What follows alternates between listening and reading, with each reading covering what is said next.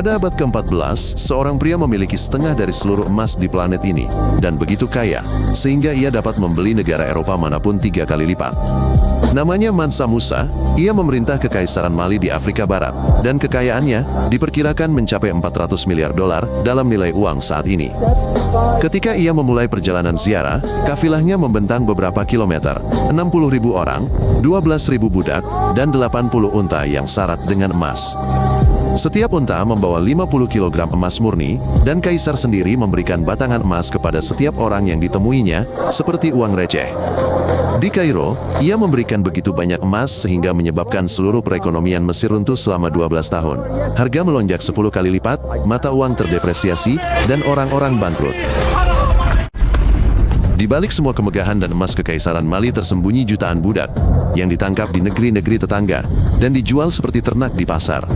Para budak menambang emas di tambang sedalam hingga 300 meter, bekerja 18 jam sehari, dan mati kelelahan setelah 2 atau 3 tahun.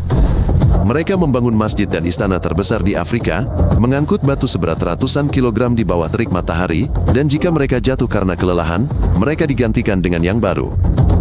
Ketika Kaisar Mansa Musa membawa 12.000 budak berpakaian sutra dalam perjalanan ziarah, kurang dari setengahnya selamat kembali, sisanya meninggal di perjalanan.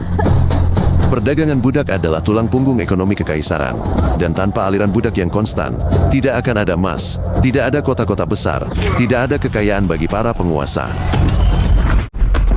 Kekaisaran Mali menjadi kaya, bukan hanya dari emas, tetapi juga dari bubuk putih, yang saat ini harganya hanya beberapa sen, tetapi saat itu dihargai sebagai logam mulia.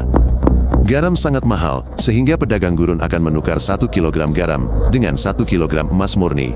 Karena tanpa garam, daging akan membusuk dalam sehari.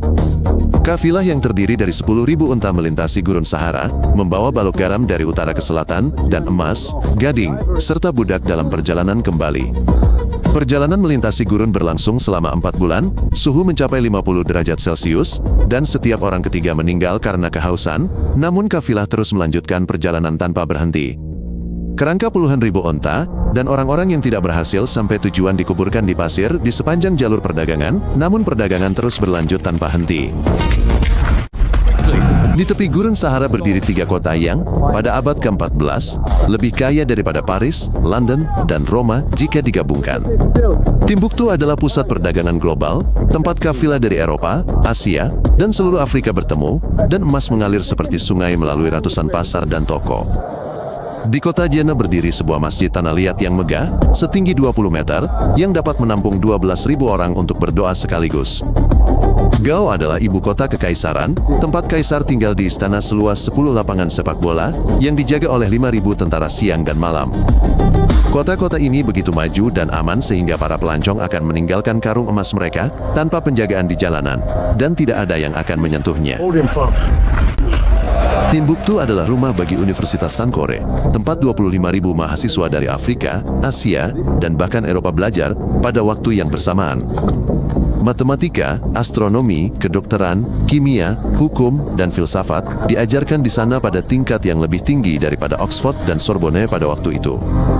Perpustakaan kota menyimpan 700.000 buku tulisan tangan, yang masing-masing membutuhkan waktu berbulan-bulan untuk disalin dengan tangan dan harganya setara dengan sebuah rumah besar beserta tanahnya. Buku-buku tersebut dilapisi dengan lembaran emas, dihiasi dengan rubi dan zamrud, dan keluarga kaya mewariskan perpustakaan tersebut sebagai harta terbesar mereka. Ahli bedah setempat melakukan operasi mata dan mengangkat katarak, dan para astronom secara akurat memprediksi gerhana, sementara di Eropa, praktik semacam itu akan dihukum mati. Sungai Niger yang panjangnya 4.200 km, sungai terpanjang ketiga di Afrika, dan urat nadi peradaban, mengalir melalui seluruh Kekaisaran Mali. Sungai ini menyediakan air untuk sawah dan ladang millet, ikan sebagai makanan bagi jutaan orang, dan ratusan perahu yang membawa barang antar kota berlayar di sepanjangnya setiap hari. Semua kota besar kekaisaran berdiri di tepiannya, karena bahkan 1.000 orang pun tidak dapat bertahan hidup di gurun tanpa sumber air yang konstan. Setiap tahun selama musim hujan, sungai meluap hingga puluhan kilometer, membanjiri ladang dan meninggalkan lumpur subur untuk panen di masa mendatang. Tetapi ketika iklim mulai berubah dan hujan menjadi kurang sering, permukaan sungai turun hingga 3 meter, tanaman gagal panen, dan kelaparan menyebar ke seluruh kekaisaran.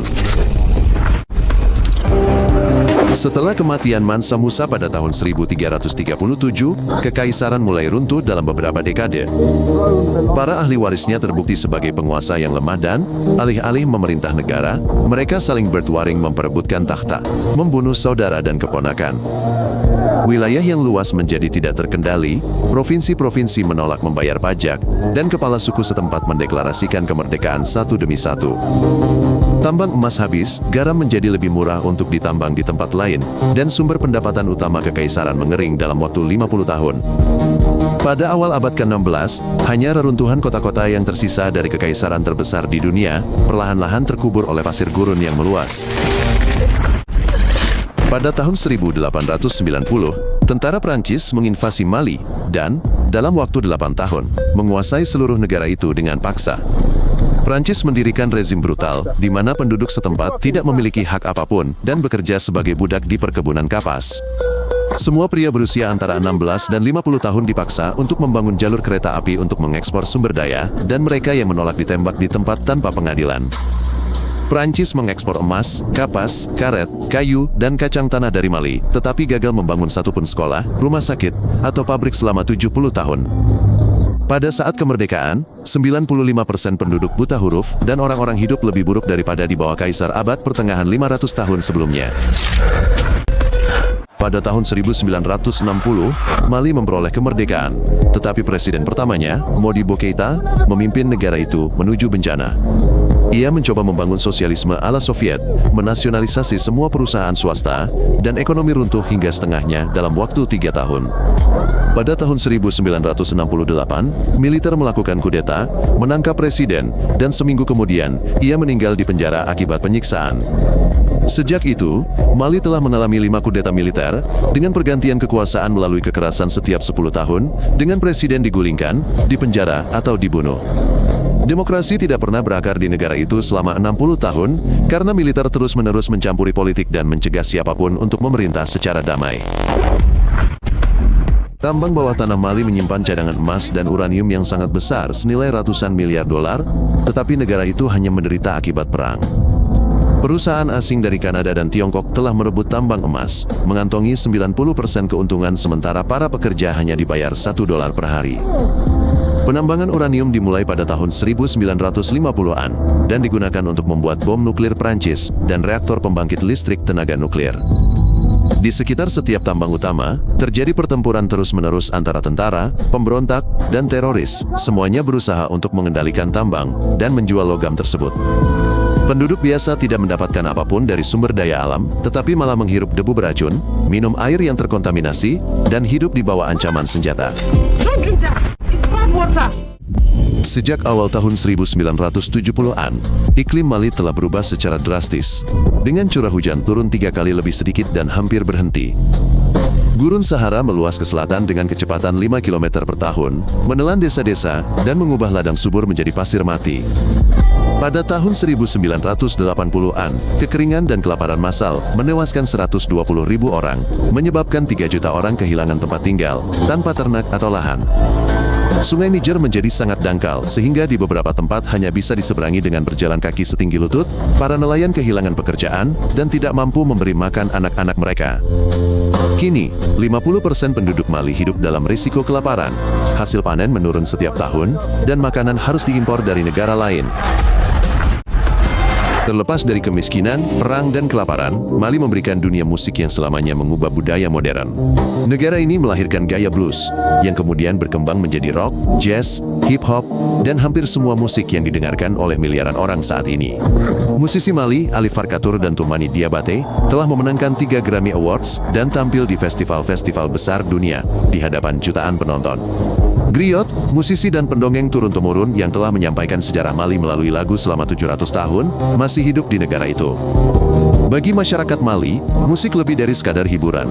Musik adalah satu-satunya cara untuk melestarikan ingatan akan masa lalu mereka yang gemilang, dan mewariskannya kepada anak-anak mereka. Pada tahun 2012, kelompok Islamis dan teroris menguasai seluruh bagian utara negara itu, termasuk Timbuktu kuno.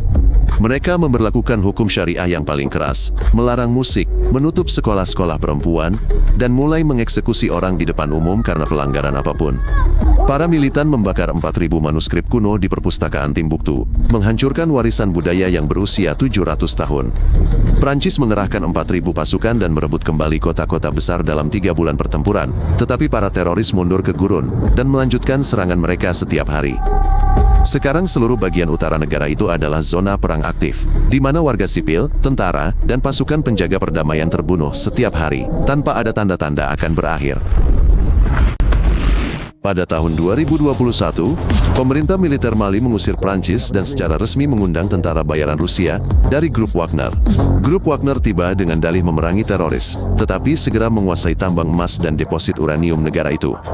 Tentara bayaran tersebut telah membantai seluruh desa, menuduh penduduknya mendukung teroris, dan telah membunuh lebih dari 500 warga sipil dalam 2 tahun.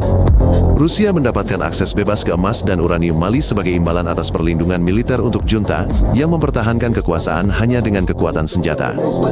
Negara-negara Eropa dan Amerika Serikat memberlakukan sanksi dan memutus bantuan, tetapi ini hanya memperburuk kehidupan rakyat biasa, sementara tentara bayaran semakin berkuasa. Saat ini, Mali termasuk di antara 5 negara termiskin di dunia, dengan 60% penduduknya hidup dengan kurang dari $2 per hari. Setengah dari semua anak di bawah usia 5 tahun menderita kekurangan gizi akut, tubuh dan otak mereka gagal berkembang secara normal, dan 1 dari 10 meninggal sebelum mencapai ulang tahun pertama mereka. Negara ini hanya memiliki 1 rumah sakit per juta penduduk, 90% penduduknya belum pernah bertemu dokter, dan bergantung pada dukun setempat untuk pengobatan. Hanya 30% orang dewasa yang dapat membaca dan menulis karena hampir tidak ada sekolah yang layak, dan sekolah yang ada telah hancur akibat perang atau kosong. Harapan hidup rata-rata adalah 59 tahun, 25 tahun lebih rendah dari rata-rata global. Tidak ada yang bisa memprediksi apa yang akan terjadi pada Mali selanjutnya, karena semua masalahnya hanya semakin memburuk dari tahun ke tahun. Iklim semakin panas, air semakin langka, teroris menguasai separuh wilayah, dan pemerintah hanya dipertahankan oleh bayonet tentara bayaran asing. Kaum muda berbondong-bondong meninggalkan negara itu, menyeberangi gurun dan laut menuju Eropa. Ribuan orang tenggelam setiap tahun, tetapi arus pengungsi tidak pernah berhenti. Ratusan miliar dolar emas dan uranium masih terkubur di dalam tanah, tetapi alih-alih membantu rakyat, justru menarik tentara, teroris, dan pencuri. Mali pernah menjadi kerajaan terkaya di dunia, memiliki separuh cadangan emas planet ini, dan hari ini menjadi salah satu tempat paling berbahaya dan miskin di bumi. Jika Anda merasa ini menarik, berlanggananlah agar Anda tidak ketinggalan episode baru. Kami menyajikannya secara singkat dan langsung ke intinya.